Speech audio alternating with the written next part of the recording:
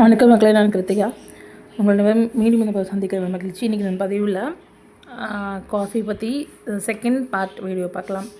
Last வந்துட்டு காஃபியோட part 1 video, origin of coffee பற்றி நான் சொல்லியிருந்தேன். இந்த பதிவில் பார்த்தோன்னா காஃபி பற்றின என்ன எக்ஸ்ட்ரா ஃபியூச்சர்ஸ் அண்ட் எப்படி இந்தியாவுக்குள்ளே காஃபி அரைவல் ஆச்சு, இந்த மாதிரியான இன்ஃபர்மேஷன் பார்க்கலாம். சரி, இந்த டைம் பார்த்தோன்னா 17ஆம் நூற்றாண்டு பொதாண்டில், so 17th century common era. So அந்த டைமில் வந்துட்டு இந்தியாவிலேருந்து மெக்கா, அதாவது ஏமன் நாட்டில் லொக்கேட்டாக இருக்கக்கூடிய மெக்காவுக்கு புனித பயணம் மேற்கொள்ளணும்னு நினைக்கிறாரு ஒரு சீக்கிய துறவி. அவர் பேர் பாபா புடன். ஸோ அப்படி இருக்கும்போது இவர் இந்த பர்டிகுலர் டைமில் வந்துட்டு புனித பயணம் மேற்கொள்கிறாரு. அங்கே போன வாட்டி அங்கே அரேபியர்களோட வியாபாரம், காஃபி வியாபாரம் பயங்கரமாக இருந்துச்சு, ரொம்ப டாப் நாட்சில் இருந்துச்சு.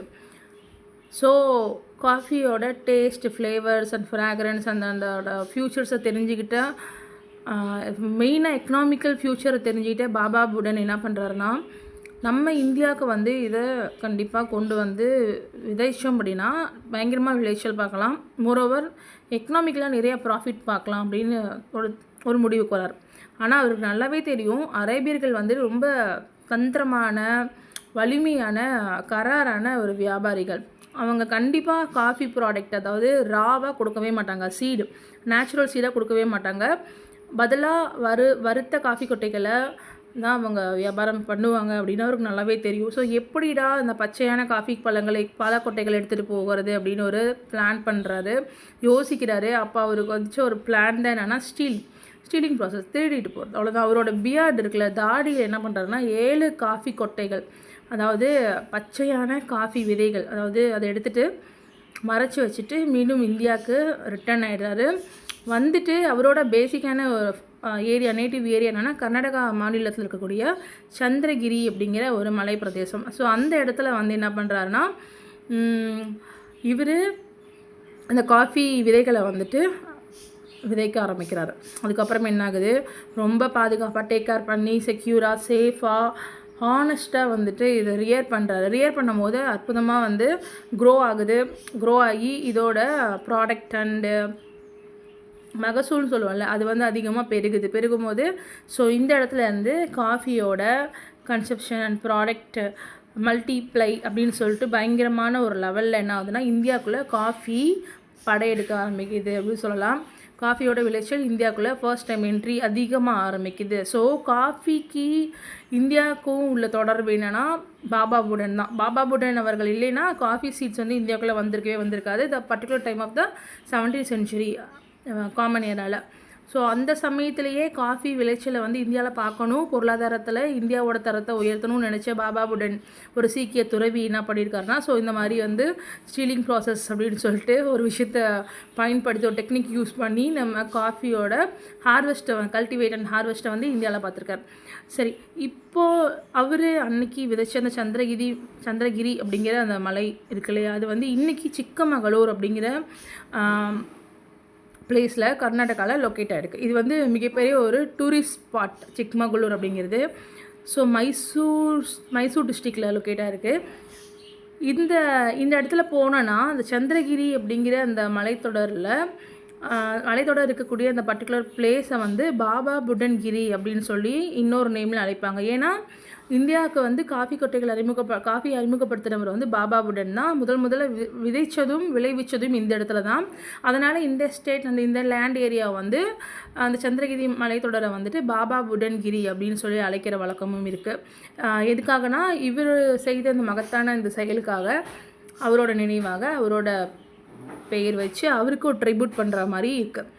நெக்ஸ்ட்டு பார்த்தோன்னா காஃபியோட டைப்ஸ் நம்ம தெரிஞ்சுக்கலாம். காஃபியோட டைப்ஸ் அப்படின்னா நிறையா இருக்குது. நிறையா மோரோவர் வேர்ல்டு லெவல்லே வந்து 100க்கும் மேற்பட்ட காஃபி வகைகள் இருக்கிறதா சொல்கிறாங்க.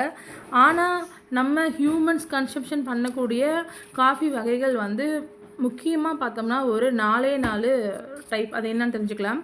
காஃபியா அரேபிகா, காஃபியா ராபஸ்டா, காஃபியா லிபெரிக்கா அண்ட் காஃபியா எக்ஸல்ஸா அப்படிங்கிறது. இதில் பார்த்தோம்னா இந்த அரேபிகா வகை காஃபி தான் முதல்ல டிஸ்கவரி பண்ணப்பட்டது அரேபியர்களால். ஸோ இந்த வார்த்தையிலேயே இருக்கும் பாருங்கள், அரேபிகா அப்படின்னா அரேபியர்கள் பயன்படுத்தின அரேபிகளால் கண்டுபிடிக்கப்பட்ட ஒரு வகை காஃபி கொட்டைகள். இது முதல்ல கண்டுபிடிக்கப்பட்டது. இந்த காஃபி வகை தான் வந்து பார்த்தோம்னா உலக அளவிலேயே வந்துட்டு 60% விளைச்சலை கொடுத்துட்ருக்குன்னு சொல்கிறாங்க. அப்புறம் ராபஸ்டா வகை காஃபி, இது வந்து நம்ம இந்தியாவில் ரொம்பவே ஃபேமஸ் அண்ட் பாப்புலர்னு சொல்லலாம். ஸோ இந்த வகை காஃபி வந்து இந்தியாவில் அதிக அளவில் பயிரிடப்படுது. ஸோ இது வந்து ஒரு பொதுவான ஒரு காஃபி வகை. இந்த காஃபி வகையில் தான் இன்றைக்கி நம்ம கன்சப்ஷன் பண்ணிகிட்ருக்கோம், அதாவது அரேபிகா மற்றும் ராபஸ்டா காஃபி வகை. பட் இந்தியாவில் அதிகமாக விளைவிக்கக்கூடியது வந்து இந்த ராபஸ்டா அப்படிங்கிற வகை. ஸோ நிறைய வகை காஃபி இருந்தாலும் காஃபி வந்து நம்ம உட்கொள்வதற்காக பயன்படுத்தக்கூடிய அந்த காஃபி பீன்ஸ் வந்து இந்த அரேபிகா அண்ட் ராபஸ்டா வகை மட்டும்தான் அப்படின்னு சொல்கிறாங்க. சரிங்க, இன்றைக்கி இந்தியா வந்து பார்த்தோம்னா உலக தரத்திலேயே 6வது மிகப்பெரிய காஃபி உற்பத்தியாளராக இருக்குது. காஃபி உற்பத்தியில் 6வது இடத்துல இருக்குது. உலக அளவிலே வந்துட்டு முதல் இடத்துல, அதாவது காஃபி தயாரிப்பு ப்ரொடக்ஷனில் இருக்கக்கூடிய நம்பர் 1 கண்ட்ரி இதுனா பிரேசில் நாடு தான். ஸோ ஃபஸ்ட்டு எத்தியோப்பியாவில் கண்டுபிடிக்கப்பட்டதாக இருந்தாலும் காஃபி இன்றைக்கி பார்த்தோம்னா கிட்டத்தட்ட ஒரு 15க்கும் மேற்பட்ட நாடுகளால் ப்ரொடியூசர் பண்ணப்பட்டு எக்ஸ்போர்ட் பண்ணப்படுது. ஸோ அந்த கண்ட்ரியோட பேரில் நம்ம தெரிஞ்சுக்கலாம். ஃபஸ்ட்டு பிரேசில், 2வது வியட்நாம், அப்படியே தொடர்ந்து அப்புறம் கொலம்பியா, அப்புறம் இந்தோனேஷியா, அப்புறமேட்டுக்காக தான் எத்தியோப்பியா, அப்புறம் ஹாண்டுவேர், அப்புறம் இந்தியா, அப்புறம் பெரு, உகாண்டா, கொட்டமேலா, மெக்சிகோ, லாவோஸ், அப்புறம் கோட் டி இஜ்லோ, அப்புறம் சீனா, அப்புறம்